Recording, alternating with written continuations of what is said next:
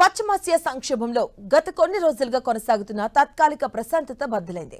కొన్ని రోజుల విరామం తర్వాత ఇరాన్ మళ్లీ దాడులు చేపట్టింది. తన పరోక్ష బలగాల ద్వారా అమెరికా, సౌదీ అరేబియా లక్ష్యంగా దాడులను ముమ్మరం చేసింది. దీనికి ప్రతీకారంగా అమెరికా, సౌదీ అరేబియా దళాలు సంయుక్తంగా ఇరాక్లోని ఇరాన్ మద్దతు గల మిలిటెంట్ స్థావరాలపై భారీ వైమానిక దాడులతో విరుచుకుపడ్డాయి. అమెరికా సైనిక స్థావరాలను లక్ష్యంగా చేసుకుని Iran Islamic revolutionary guards ballistic క్షిపణులతో భారీ దాడికి తెగబడింది.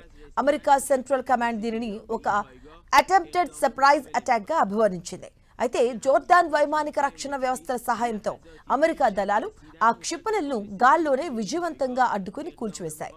అమెరికా, సౌదీ యుద్ధ విమానాలు తూర్పు ఇరాక్లోని ఇరాన్ అనుకూల మిలిటెంట్ ఆయుధాలు, లాజిస్టిక్స్ కేంద్రాలను లక్ష్యంగా చేసుకుని బాంబుల వర్షం కురిపించాయి. ఈ సంయుక్త దాడుల్లో 20 మంది మిలిటెంట్లు మరణించగా 32 మంది తీవ్రంగా గాయపడ్డారు. ఈ దాడిలో ఇరాన్కు చెందిన 6 ఇరాన్ సైనిక సలహాదారుడు కూడా ప్రాణాలు కోల్పోయినట్లుగా తెలుస్తుంది. అయితే తమ సార్వభౌమత్వాన్ని ఉల్లంఘించి అమెరికా, సౌదీ దళాలు ఇరాక్ భూభాగంలో దాడులు చేయడాన్ని ఆ దేశ అధ్యక్షుడు నిజార్ అమిది తీవ్రంగా ఖండించారు. ఈ పరిణామాల నేపథ్యంలో ఇరాక్ ప్రధాని అలీ అల్ జైదీ అత్యవసర జాతీయ భద్రతా మండలి సమావేశాన్ని ఏర్పాటు చేశారు. ఇరాన్ను ఘోరంగా దెబ్బతీస్తామన్న ట్రంప్